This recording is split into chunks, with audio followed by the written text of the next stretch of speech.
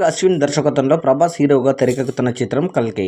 2898 AD Prabhas సరసన దీపికా పదుకొనె హీరోయిన్గా నటిస్తుండగా అమితాబ్ బచ్చన్, కమల్ హాసన్, దిశా పటాని కీలక పాత్ర పోషిస్తున్నారు.